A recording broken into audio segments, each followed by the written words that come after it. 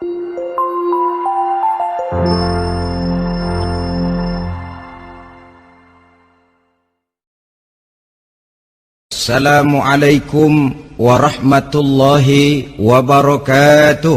Waalaikumsalam warahmatullahi wabarakatuh. Alhamdulillah wassalatu wassalamu ala sayyidina Rasulillah sayyidina wa maulana Muhammad ibn Abdullah wa ala alihi wa sahbihi wa mawalah. La haula wa la quwwata illa billah, amma ba'du.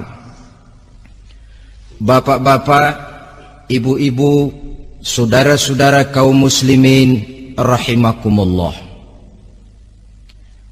Sudah menjadi keyakinan dalam kehidupan kita bahwa segala yang ada permulaannya tentu akan ada penghabisannya.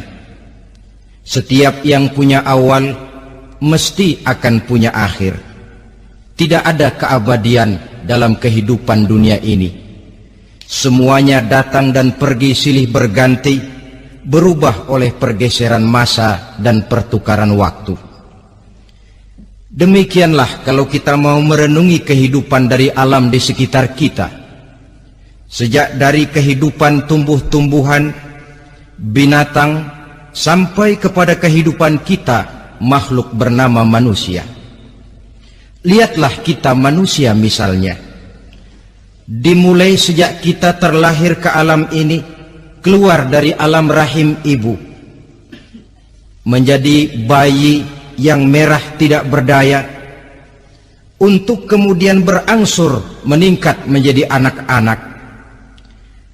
Dari kehidupan anak-anak berubah lagi kita menjadi remaja dengan segala keceriaan dan kelincahannya, dan dari masa remaja naik lagi kita memasuki usia dewasa, untuk kemudian berangsur memasuki hari tua.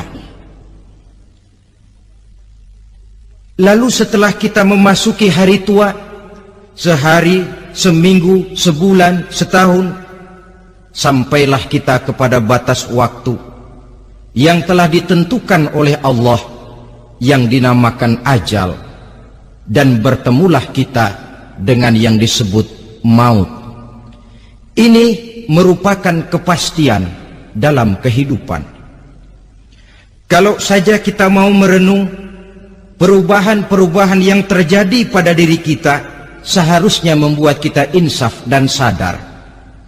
Dikala remaja kita begitu lincah, punya rambut yang hitam ikal berderai, punya lesung di pipit, punya senyum yang indah menawan setiap orang yang melihat, punya kulit yang kencang dan bersih.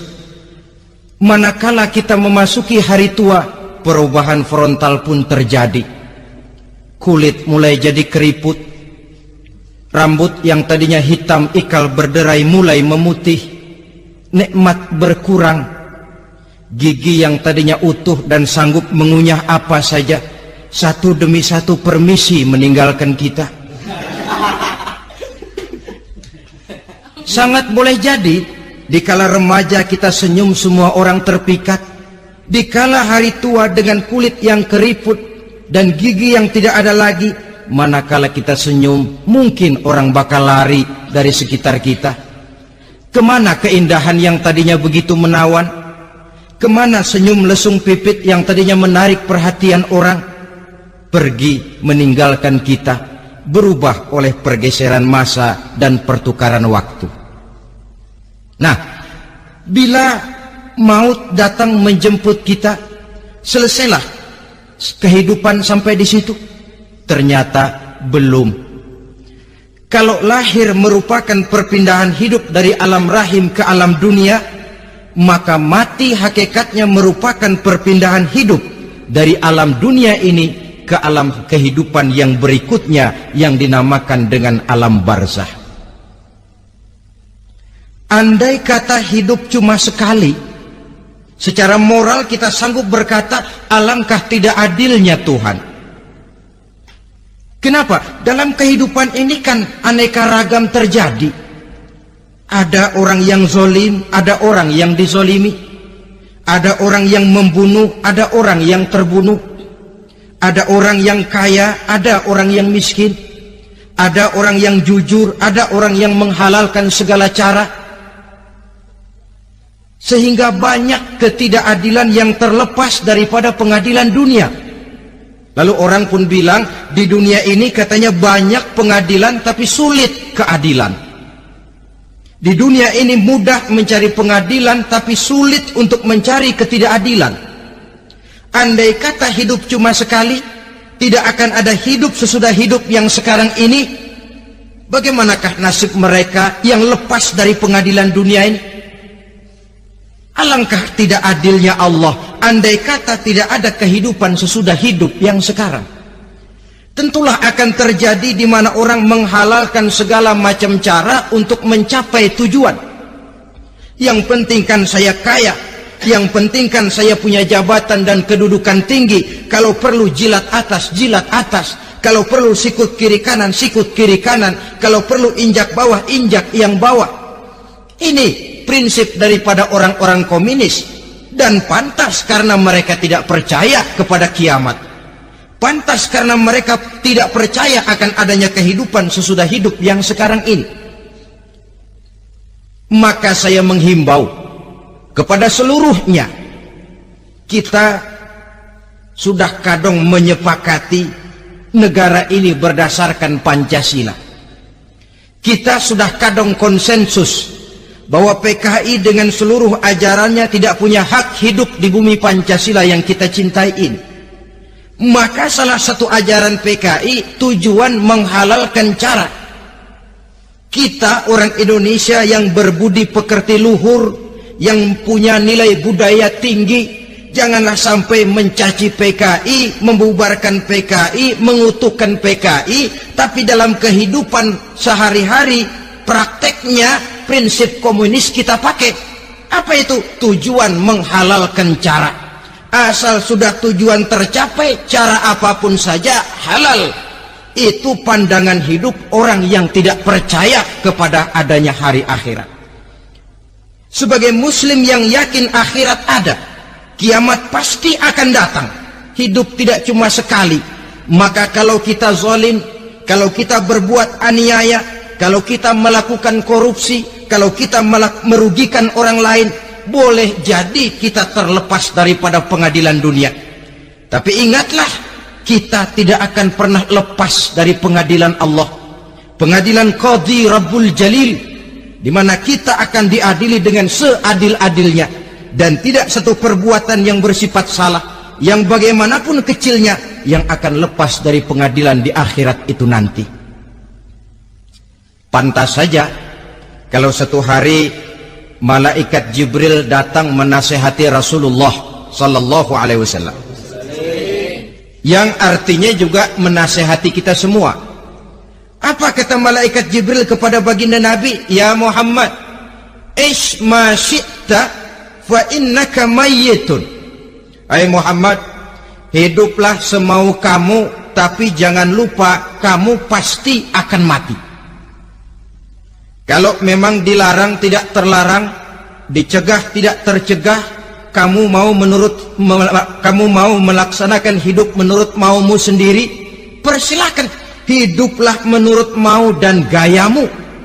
Tapi jangan lupa, fa innaka mayyitun, satu saat kau pasti bakal mati. Dan mati itu bukan akhir dari segalanya, dia babak baru bagi kehidupan selanjutnya. Silakan hidup menurut maumu, tapi jangan lupa kau pasti akan mati. Wa'mal ma syi'ta fa innaka majziyun bih. Kerjakan apa saja yang kamu mau. Kalau kau mau menghalalkan segala macam cara, persilahkan halalkan segala macam cara. Tapi jangan lupa kau akan mendapat balasan dari seluruh amal perbuatanmu. Wa ahbib ma syi'ta fa innaka mufariquhu. Dan cintailah apa saja yang mau kau cintai. Kau cintai anak istrimu, silahkan. Kau cintai harta bendamu, tafadhal. Kau cintai tanah airmu, kau cintai pangkat dan jabatanmu, persilahkan. Tapi jangan lupa, fa innaka mufariquhu, kau pasti akan berpisah dan akan meninggalkan segala yang kau cintai itu. Apa artinya ini buat kita? Ternyata sesudah maut datang menjemput kita, ada kehidupan sesudah hidup yang sekarang ini. Ini yang mendorong kita untuk dalam kehidupan di dunia ini tidak melakukan prinsip saenake dhewe, semaunya sendiri saja, asal perut kenyang, asal pangkat tinggi, asal harta dapat. Masa bodoh dengan merugikan orang lain, masa bodoh dengan menipu orang lain. Iku jenenge saenake dhewe. Muslim tidak diajarkan. Ingat manusia, setelah kau mati, setelah kiamat datang, kau akan dibangkitkan, kau akan dimintakan pertanggungan jawab tentang kehidupan yang sekarang ini. Saudara hadirin, oleh sebab itu kalau kita bicara soal kiamat, soal akhirat, ini memang masalah yang gaib, yang sepenuhnya tidak bisa dicernakan dengan kemampuan penalaran intelektual. Dasar di dalam membicarakan ini tidak lain adalah iman kita kepada Allah Subhanahu wa ta'ala. Bukan cuma zaman sekarang, dari zamannya Nabi. Orang itu kalau sudah bicara kiamat, bicara akhirat, ada yang ragu-ragu, ada yang menolak sama sekali. Bukan dari zaman sekarang, dari zaman dulu. Pernah kok satu saat Rasulullah itu dakwah menceritakan, saudara-saudara, akan terjadi kiamat di mana Allah akan membangkitkan manusia dari kuburnya untuk memintakan pertanggungan jawab. Ini dalam dakwahnya Nabi pidato macam itu. Apa reaksi orang? Yang beriman ya mantap, tapi yang tidak beriman, bajingan-bajingan Quraisy ini, mereka bertepuk tangan, mengejek, mencaci. Malahan ini yang luar biasa, ada dua orang kafir namanya Ubay bin Ka'ab dan Al-As bin Wa'il. Mendengar pidato macam ini, mereka buru-buru pulang ke rumah. Ngapain? Ngambil pacul. Lalu berangkat nyari kuburan tua. Dia gali itu kuburan, tulang-tulangnya diangkut, dibawa ke depan Nabi. Ya Muhammad, tulang-tulang yang udah hancur begini, siapa yang bisa ngidupin lagi? Yang macam-macam aja kamu Muhammad, nggak rasional, nggak masuk akal. Allah menjawab. Apa kata Allah? وَضَرَبَ لَنَا مَثَلًا وَنَسِيَ خَلْقَهُ قَالَ مَنْ يُحْيِي الْعِظَامَ وَهِيَ رَمِيمٌ قُلْ يُحْيِيهَا الَّذِي أَنْشَأَهَا أَوَّلَ مَرَّةٍ وَهُوَ بِكُلِّ خَلْقٍ عَلِيمٌ. Mereka memberikan perumpamaan kepada kami, kata Allah. Mereka melupakan asal kejadiannya. Mereka bertanya, siapa yang sanggup menghidupkan tulang belulang yang sudah hancur kayak begini? Qul yuhyiha allazi ansha'aha awwala marrah. Katakan kepada mereka Muhammad, yang akan menghidupkannya adalah dia yang telah menciptakannya pertama kali dulu. Kalau dia sanggup menciptakan, dia tentu lebih sanggup lagi untuk mengembalikan reproduksi ciptaan itu sebagaimana semula. Yang paling kasihan yang ragu-ragu. Akhirat itu ada apa enggak sih? Kiamat itu ada apa enggak sih? Lantaran ragu-ragu, terombang-ambing dia antara harapan dan putus asa, antara kenyataan dan idealisme. Ada yang buta sama sekali 100% terhadap keadaan-keadaan sesudah mati. Perhatian mereka hanya tercurah kepada kehidupan sebelum mati. Yang mereka perhatikan siang dan malam tidak lebih daripada urusan perut. Pergi pagi, pulang sore, peras keringat, banting tulang. Cuma soal makan, soal minum, soal pakaian, soal kendaraan, soal rumah tangga, soal anak, soal istri. Yang mereka pentingkan hanya soal-soal politik misalnya, ekonomi, pembangunan dan industri.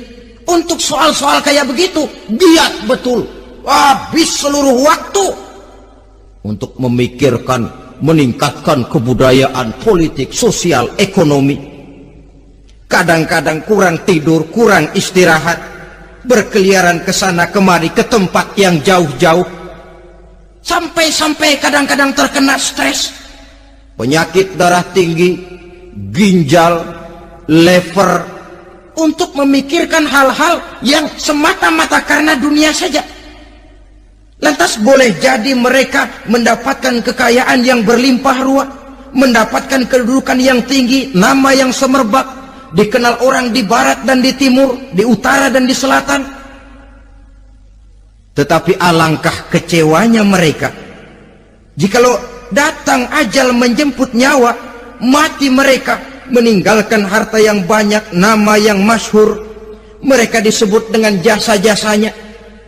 Radio memberitakan, TV menyiarkan, koran-koran memuat, bahkan nama mereka kadang-kadang dikenang 2-3 tahun setelah wafatnya. Tetapi dalam pada itu, roh mereka merintih, mengeluh, menderita, karena dilemparkan oleh Allah ke tempat-tempat yang kotor, penyesalan yang sudah tidak akan ada gunanya lagi.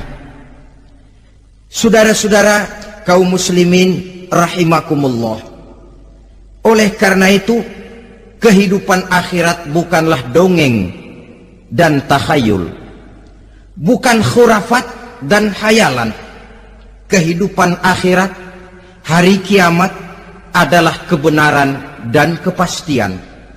Dalam surah Al-Hajj ayat ke-7, Allah Subhanahu wa taala menyatakan, wa anna as-sa'ata atiyatun la raiba fiha wa anna Allah yab'atsu man fil qubur, dan bahwasanya kiamat itu sesungguhnya adalah sesuatu yang pasti dan tidak ada keraguan-raguan lagi di dalamnya, dan bahwasanya Allah sungguh-sungguh akan membangkitkan manusia dari kuburnya masing-masing. Nah, kalau kita sudah yakin kiamat sesuatu yang pasti adanya, akhirat sesuatu yang pasti adanya, dari mana pembicaraan tentang kiamat ini kita mulai? Tentu dari diri kita. Marilah kita mencoba melihat proses perjalanan hidup ini sampai kita memasuki kiamat. Hadirin, tidak ada makhluk secantik manusia. Tidak percaya, pernah keragunan? Nah, saudara masuk ke kebun binatang, segala macam makhluk ada di situ, ratusan macam jenis binatang. Bandingkan dengan saudara, kira-kira cakep mana?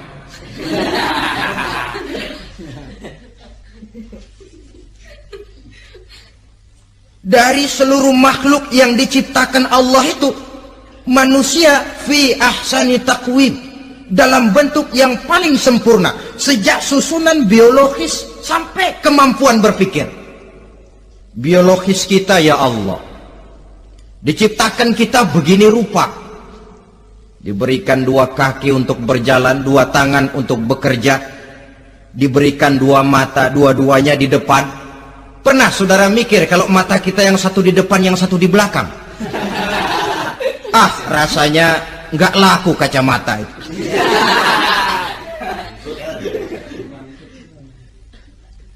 Diberikan hidung dengan 2 lubang, tahu betul Allah ke bawah lagi lubangnya. Coba pikir kalau lubang hidung kita menghadap ke atas, aduh, kalau musim hujan repot jagain hidung. Laqad khalaqnal insana fi ahsani taqwim. Sungguh telah kami ciptakan manusia dalam bentuk kejadian yang paling sempurna ketimbang makhluk-makhluk Allah lainnya. Nah, kesempurnaan manusia ini oleh karena hidupnya terdiri dari 2 unsur pokok. Pertama unsur jasmani dan kedua unsur rohani, jasad dan roh. Jasad yang terlihat sekarang ini, potongan saudara yang ngejedok di depan saya ini jasad saudara. Ini yang berasal dari saripati makanan yang dimakan oleh bapak ibu kita. Lalu hasil kerjasama yang baik antara ibu dengan bapak, terwujudlah kita. Kalimat langsungnya, jasad ini berasal dari tanah yang tadi berubah dari bayi, remaja, dewasa, meningkat hari tua. Yang berubah itu jasmani kita. Kenapa? Karena jasmani itu materi, benda, daya tahannya terbatas. Dia berubah oleh pergeseran masa dan pertukaran waktu. Apa ada orang makin tua makin cakep? Jasmani oleh karena dia materi, dia berubah oleh pergeseran masa dan pertukaran waktu. Nah, yang menyebabkan jasmani itu bergerak karena ada roh di dalamnya. Ini yang menyebabkan kehidupan. Ini yang menjadi sumber kehidupan, pusat kesadaran dan pengertian dalam kehidupan manusia. Tanpa roh dalam diri kita, maka jasad kita, pernah lihat orang mati? Nah, itu kalau orang mati, coba perhatikan. Apanya yang kurang? Kupingnya masih ada, tapi sudah tidak sanggup mendengar. Matanya masih lengkap, tapi tidak mampu melihat. Jangankan melihat, terbuka saja tidak. Mulutnya masih ada, tapi sudah tidak bicara lagi. Telinganya cukup, tapi sudah tidak sanggup mendengar. Kakinya lengkap, tapi tidak mampu lagi berjalan. Apa penyebabnya itu? Ternyata jasmani kita, jasad ini, manakala sudah ditinggalkan oleh roh, dia tidak akan bisa berdaya apa-apa. Tidak mampu berjalan, tidak pula berbuat, tidak pula bekerja apapun saja. Saudara-saudara, dua-duanya punya kebutuhan.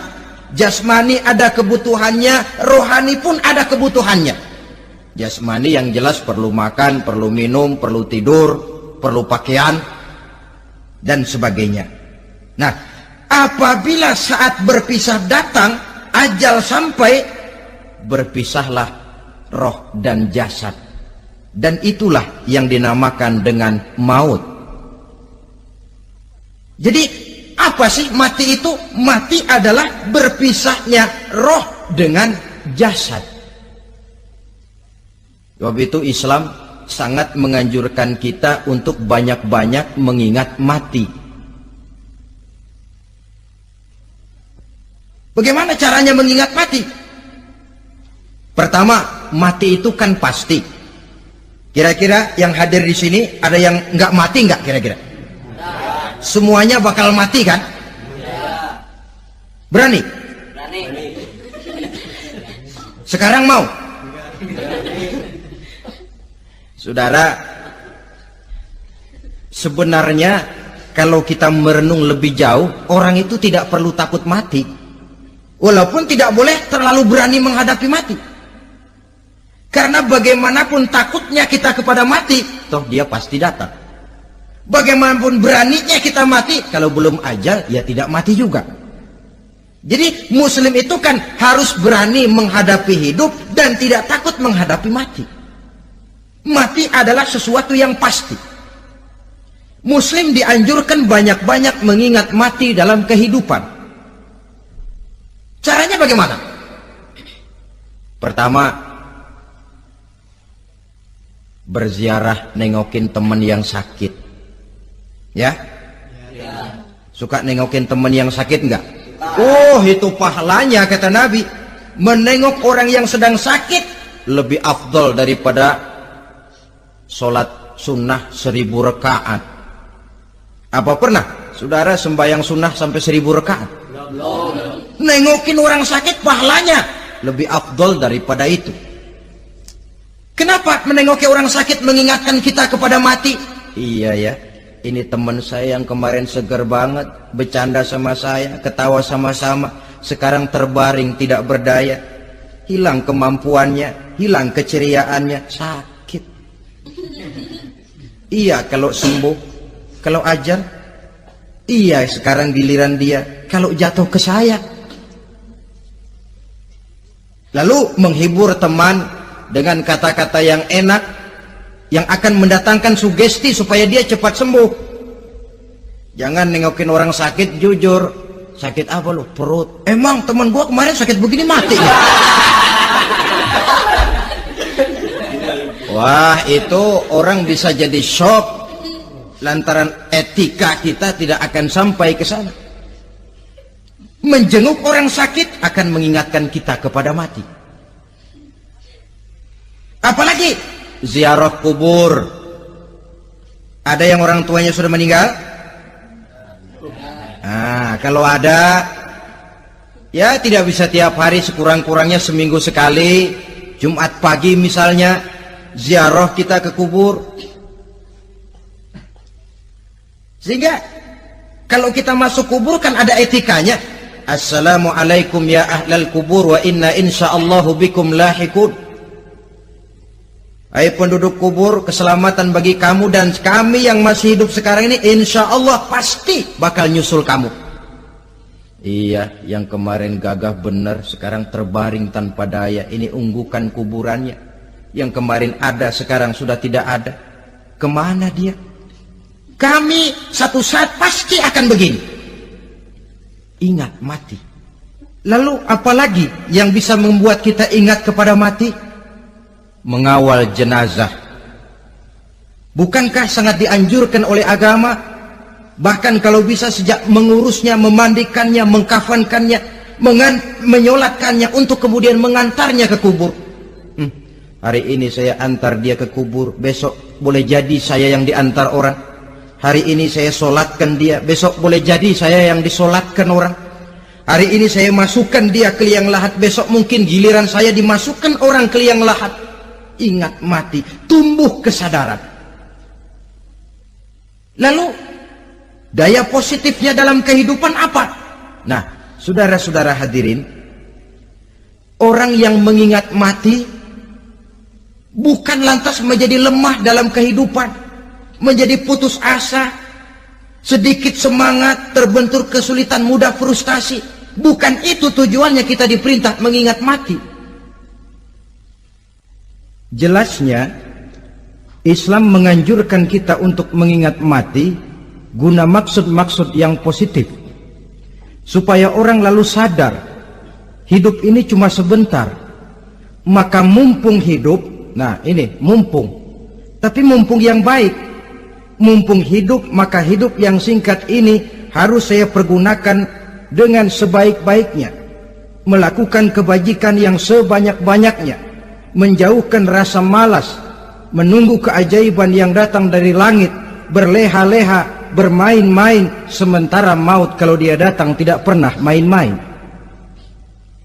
Pantas kalau seorang penyair bernama Syauqi memesankan, tazawwad bittaqwa fa innaka la tadri idza hanna al-lailu hal ta'ishu ila al-fajri, kam min sahihin mata min ghairi illatin wa kam min alilin 'asha hinan min ad-dahri. Persiapkan dirimu dengan takwa, sebab kamu tidak tahu apabila malam datang kamu masih bisa hidup apa enggak besok pagi. Apa ada jaminan saudara yang kumpul di depan saya malam ini besok masih bisa hidup? Tidak. Ada jaminan? Tidak ada sama sekali. Kam min sahihin mata min ghairi illatin. Berapa banyak orang sehat mati nggak pakai sakit lagi. Sebabnya kadang-kadang ringan saja. Ada yang cuma jatuh di kamar mandi mati. Ada yang cuma ketiban pensil. Iya, kalau ketiban pensil 3 peti masa nggak mati. Ta'addadatil asbab wal mautu wahid. Sebabnya boleh jadi macam-macam, tapi mati satu juga, yaitu mati. Dia seperti kelapa yang terlalu tua jatuh ke bawah, yang kembang baru keluar pun jatuh ke bawah. Itulah mati. Dia datang menjemput yang bayi, dia datang mengambil yang anak-anak, dia datang juga kepada yang remaja, kepada yang dewasa, kepada yang tua sekalipun. Jangan yang remaja lalu berpikir, gua rasanya masih jauh banget mau mati. Ini sesuatu yang pasti yang kita tidak pernah diberitahu kapannya. Kalau dikasih tahu kapannya kan kita bisa, umpama malaikat maut datang ke rumah saya, saudara Zainuddin kau mati 80 tahun lagi. Saya kan berhitung, masih lama, poya-poya aja dulu Tapi ini tidak pernah diberitahu kepada kita. Lantaran tidak diberitahu itulah kita perlu bersiap-siap dengan selalu mengingat-ingat mati yang mendorong kita untuk berbuat positif.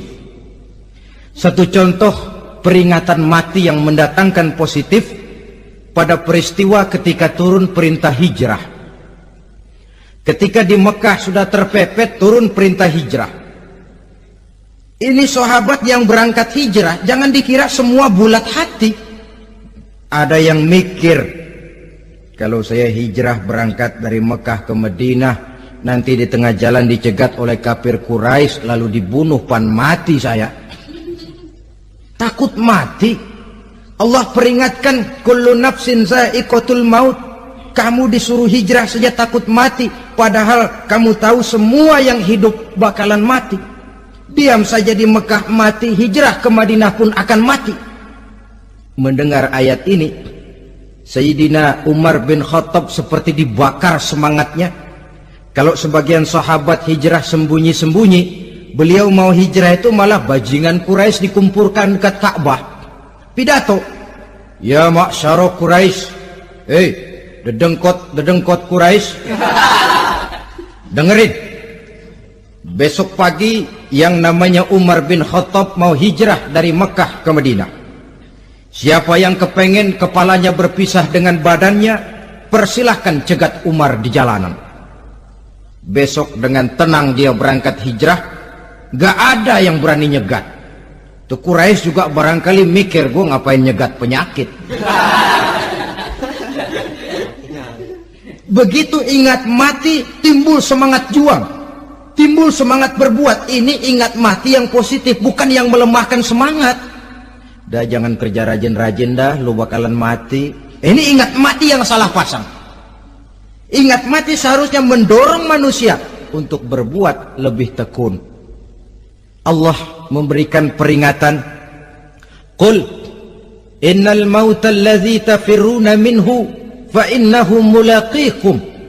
Katakan, maut yang kamu akan melarikan diri daripadanya, yang kamu takuti benar dia pasti akan datang menjemput kamu.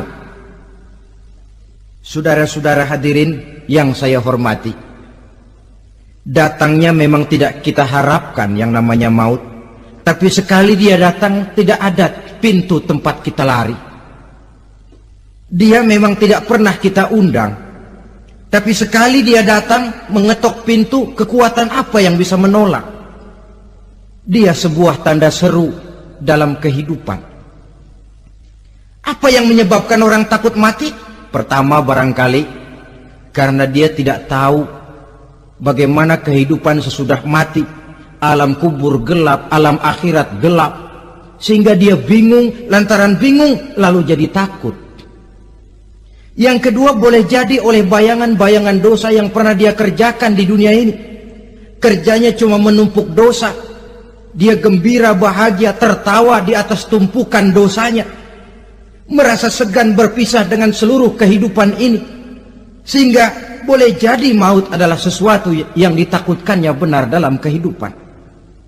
Tapi bagaimanapun takutnya, tidak ada tempat lari dari dia. Dalam ayat lain Allah jelaskan, ainama takunu yudrikumul mautu walau kuntum fi burujim musayyadah. Di mana saja kamu berada, dalam benteng yang paling tangguh sekalipun, maut pasti akan datang menjemput kamu. Nah, bagaimana caranya maut datang menjemput kita? Bila datang dia, sang malaikat pencabut nyawa, malaikat Israel namanya, hendak mengambil roh kita. dalam suasana macam begitu, di akhir kehidupan dunia, dalam berhadapan dengan sakaratul maut, terbagilah manusia dalam dua bagian besar. Pertama, yang menghadapi sakaratul maut itu dengan husnul khatimah, baik di akhirnya, sehingga pada saat ruhnya berpisah dengan jasadnya, kelihatan dia seperti senyum, mukanya cerah. Bahkan sebelum itu boleh jadi dia sempat meninggalkan pesan-pesan yang baik. Ada yang sempat azan, ada yang sempat baca Quran. Pernah kan nemui orang yang mau mati seperti itu?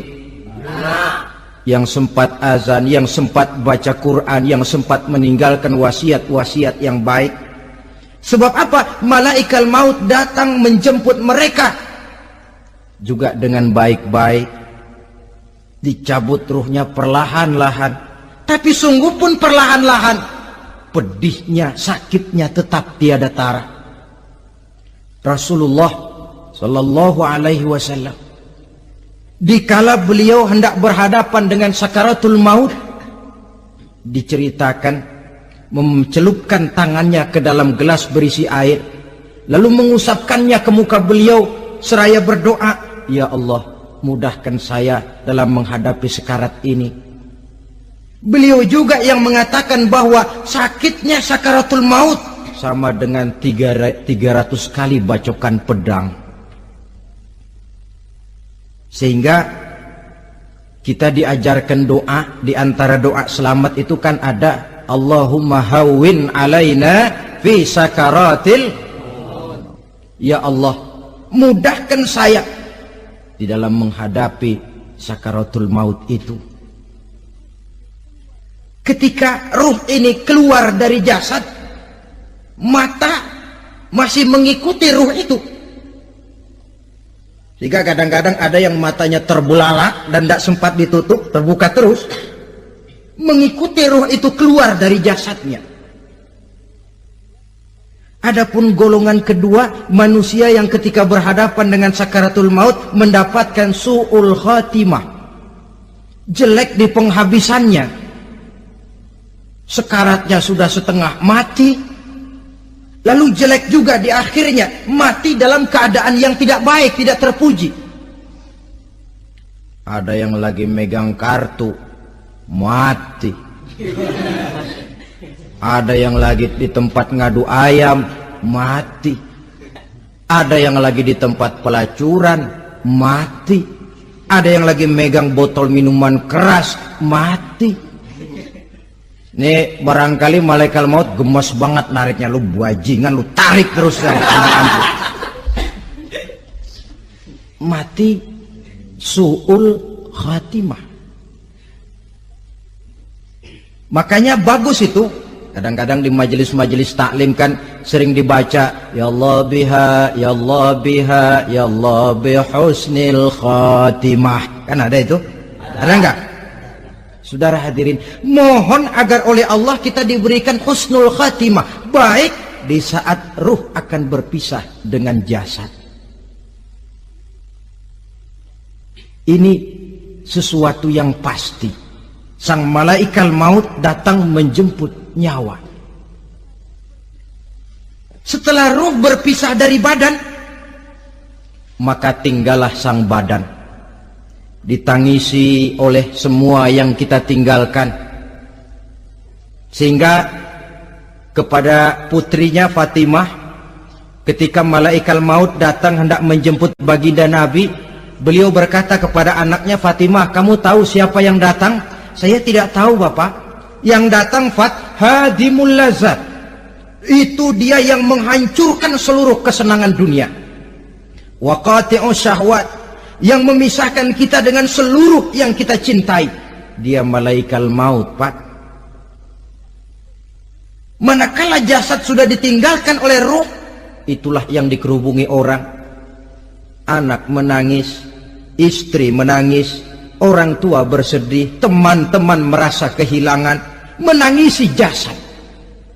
Diuruslah jasad kita, dimandikan sebagaimana mestinya, dikafankan dengan kain putih 3 lembar, itu yang hendak kita bawa kembali ke tempat asal kita.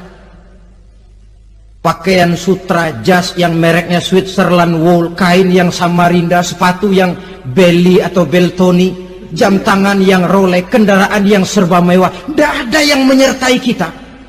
Kain putih 3 lembar itu saja lagi. Demi setelah dikafankan, dibujurkan kita menghadap ke arah kiblat, orang banyak pun datang menyolatkan kita dengan 4 takbir, diiringi dengan doa. Lalu upacara pelepasan, berangkat kita meninggalkan anak, istri, suami, kampung halaman, tanah air, bahkan alam dunia ini. Selamat tinggal alam dan seluruh isinya. Tinggallah yang tinggal. Saya akan kembali ke tempat asal dari mana saya datang, untuk kembali mempertanggungjawabkan seluruh perbuatan saya dalam kehidupan ini. Manakala upacara pelepasan selesailah sudah, dimasukkan kita ke keranda jenazah, digotong orang, bismillah wa ala millati rasulillah, dibawa ke tempat peristirahatan terakhir katanya. Padahal dulu kalau mau kita istirahat, ke villa lah kita, ke Bali lah kita, ke Hong Kong lah kita, ke tempat-tempat tamasya yang indah. Oh, rupanya akan sampai juga perjalanan menuju tempat peristirahatan terakhir, yang luasnya tidak akan lebih dari 2 kali 1 meter. Diusung orang kita, diantarkan orang banyak. Manakala sampai ke atas liang lahat, pengusung jenazah dibuka, diturunkan kita ke liang lahat, dibaringkan. Gumpalan tanah akan jadi bantal kita. Muka dibuka, dihadapkan ke arah kiblat. Setelah itu ditutup liang lahat kita dengan kayu. Masih belum kurang, diuruk dengan tanah. Yang menguruk orang-orang yang tadinya mencintai kita, menyayangi kita. Tapi ketika jasad sudah ditinggalkan ruh, habis rupanya cintanya. Coba jasad kalau sudah ditinggalkan ruh, 3 hari aja di rumah, serem. Ya mayit, siapa yang betah nemenin mayit? Lalu bila upacara pemakaman selesai, maka berusahalah semuanya. Para pengantar akan kembali ke rumahnya masing-masing. Maka masuk kita ke alam kehidupan, yaitu yang disebut alam barzakh atau alam kubur. Apa selesai hidup sampai di situ? Tidak. Hanya beberapa langkah setelah yang mengantar kita pulang. Diriwayatkan dalam hadis Bukhari dan Muslim, bila seseorang sudah diletakkan di kuburnya, lalu yang mengantar kembali pulang, maka roh si mayit akan dapat mendengar bunyi terompah orang yang pulang itu. Bunyi terompahnya terdengar. Datang 2 malaikat menanyakan dia dengan pertanyaan-pertanyaan yang kalau bisa dijawab dengan betul,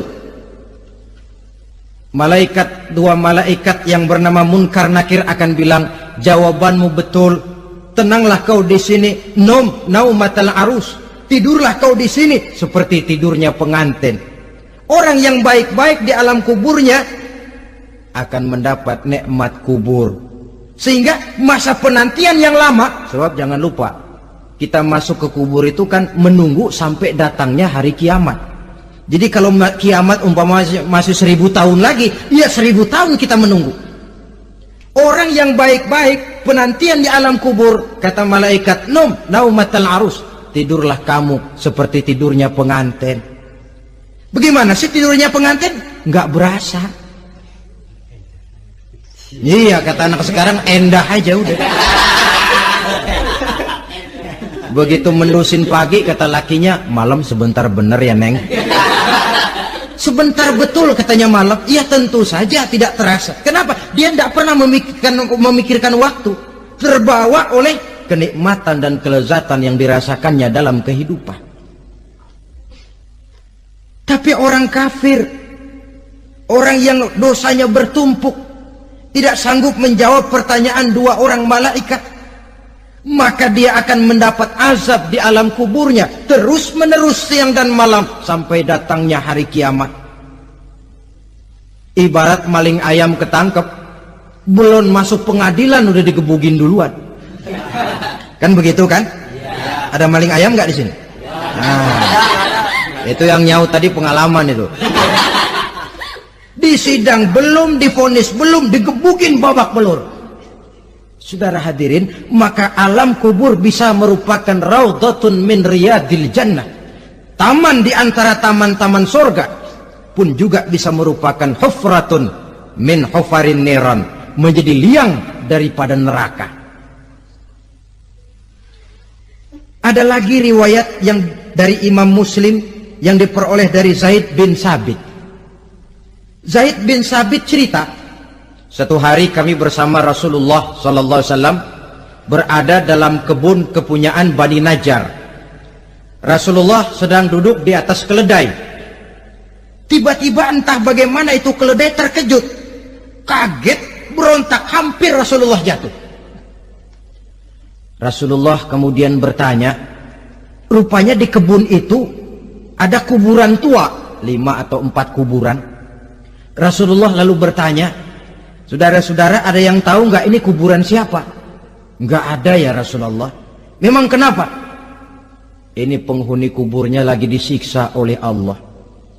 Andai kata boleh saya mohon kepada Allah supaya kamu dengar seperti yang saya dengar, andai kata saja kamu kuat mendengarnya, saya pasti akan berdoa. Tapi sayang, saya yakin kamu pasti tidak akan kuat mendengar mereka mendapat azab di kuburnya. Hadis sahih riwayat Imam Muslim dari Zaid bin Sabit. Kehidupan di alam barzah.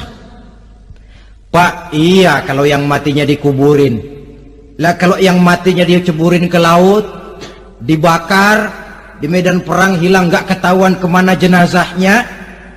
Saudara, hilang kek, dikubur kek, di dalam lautan direndam kek, itu kan cuma logika kita.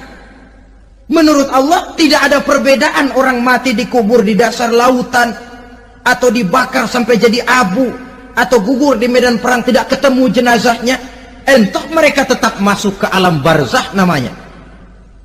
Jasad boleh hancur, tapi roh sebagai sumber kehidupan, pusat kesadaran dan pengertian, dia tetap ada, mengalami kebahagiaan dan kegembiraan atau mengalami kepedihan dan penderitaan, bergantung kepada amalan yang kita lakukan dalam kehidupan di dunia ini.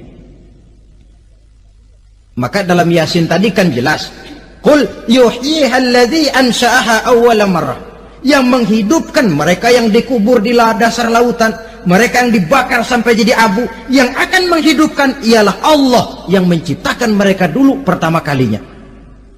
Jadi kalau sudah ada aslinya, ya tentu tidak perlu contoh lagi, akan sangat mudah membuatnya.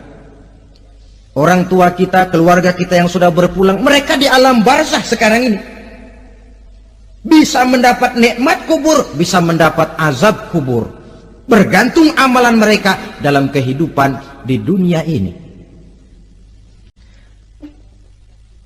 Dalam Musnad Imam Ahmad dan Sahih Abi Hatim malah ada tambahan riwayat, orang yang banyak kebajikannya di dunia, amalannya akan datang menemani dia. Sholatnya dekat kepalanya, puasa sebelah kanan, zakat sebelah kiri, menghibur dia. Malahan dikatakan berbentuk orang yang cantik menemani dia di alam kuburnya. Aneh, dia tanya, man anta lam ara fid dunya ajmal minka. Siapa kamu? Di dunia ini belum pernah saya melihat orang secantik kamu. Dia jawab, ana amaluka soleh. Saya adalah amalmu yang soleh yang kau kerjakan waktu di dunia. Saya sekarang diperintahkan untuk menemani kamu di sini. Alhamdulillah. Sedangkan amalnya yang jahat akan datang dalam bentuk yang menyeramkan menemani dia di sana. Bayangin deh, di kuburan ditemenin yang serem-serem. Sama juga di dunia, Di dunia, kalau kita di tempat gelap ditemenin orang cakep, enak nggak? Wah, pengalaman. Tapi coba bayangin, sudah tempatnya gelap, yang nemenin jelek nggak ketulungan, gerah kita. Nah, saudara hadirin yang saya hormati, lalu bagaimana tempat arwah-arwah yang sudah kembali menghadap Allah yang disebut mustaqarrul arwah itu? Macam-macam tingkatannya sesuai dengan profesi dan amalannya waktu di dunia. Ada roh-roh itu yang setelah pisah dengan jasad, artinya mati, ditempatkan di tempat yang disebut a'la iliyin, tempat yang tertinggi. Siapa ini? Arwahnya para nabi dan para rasul. Ini fi a'la iliyin, di tempat yang tertinggi. Arwahnya para nabi, arwahnya para rasul. Dan karena kita bukan nabi, bukan rasul, ya jangan mimpi dapat tempat fi a'la iliyin, kecuali kalau Allah menghendaki. Itu hak prerogatif Allah, tapi kan tidak adil kalau Allah melakukan itu. Ini kelompok roh-roh yang masuk golongan VIP. Wah, the first class. Para nabi, para rasul. Lalu ada pula roh-roh itu yang setelah pisah dengan jasadnya diumpamakan seperti burung-burung hijau yang berterbangan di perkebun-kebunan surga. Roh siapa mereka ini? Rohnya para syuhada, orang-orang yang mati syahid gugur membela agama. Nah, ini bedanya orang mati syahid dengan pahlawan, ya. Apa bedanya syuhada dengan pahlawan? Kalau syuhada, orang yang gugur membela agama, niatnya karena Allah, mati syahid. Kalau pahlawan, orang yang gugur membela negara, orang yang dianggap berjasa kepada pemerintah. Klimaksnya, kalau orang mati syahid, jelas surga. Tapi pahlawan, belum tentu surga. Kenapa? Bergantung kepada negara macam apa yang dibelanya dan pemerintah model mana yang dibelanya. Di negara-negara komunis misalnya, banyak nggak pahlawan? Banyak. Dengan sekian tanda jasa yang mati di medan perang dan sebagainya. Kira-kira pahlawan komunis masuk surga nggak? Ya, kalau pahlawan komunis masuk surga, kita nggak kebagian kapling di surga barangkali. Inilah bedanya pahlawan dengan orang mati syahid. Kemudian ada pula roh itu yang tertahan di pintu surga. Tertahan di pintu surga. Ini seperti tadi, orang yang mati syahid tapi masih ada kaitan di dunia. Rasulullah pernah ditanya orang, ya Rasul, kalau saya maju ke medan perang bela agama, mati syahid, apa saya masuk surga? Iya, masuk surga. Kecuali kata Nabi, kalau masih punya utang. Nah, tertahan di pintu surga. Ada pula roh itu yang tertahan di alam kuburnya. Ini umumnya seperti tadi itu. Ada mempunyai dosa, mempunyai kesalahan, sehingga merasakan azab kubur. Ada juga roh itu yang tertahan di permukaan bumi. Mereka yang dalam hidup selalu menumpuk dosa-dosa yang besar, meninggal sebelum keburu untuk bertaubat. Saudara hadirin yang saya hormati, inilah yang kita khawatirkan. Sebab jikalau pada saat roh sudah datang, jikalau saatnya roh datang berpisah dengan jasad, menemukan sakaratul maut, saat itu taubat sudah tidak akan ada gunanya lagi. Masuk ke alam kubur, mendapat azab kubur sampai datangnya hari kiamat. Berapa lama di alam kubur ini? Menunggulah kita sampai datang saatnya kiamat. Nah, saudara-saudara, apa tanda-tanda hari kiamat? Kapan dia akan datang? Bagaimana hal ihwal manusia pada saat terjadi kiamat? Bagaimana alam ini? Bagaimana perhitungan di padang mahsyar? Insya Allah akan saya ungkapkan pada bagian kedua dari ceramah ini. Insya Allah kita akan lanjutkan pembicaraan ini sampai kepada terminal paling akhir, surga dan neraka. Inilah saja pertemuan kita pada kesempatan kali ini. Terima kasih banyak atas segala perhatian. Mohon maaf atas segala kekurangan. Wabillahi taufiq wal hidayah. Wassalamualaikum warahmatullahi wabarakatuh. Waalaikumsalam warahmatullahi wabarakatuh.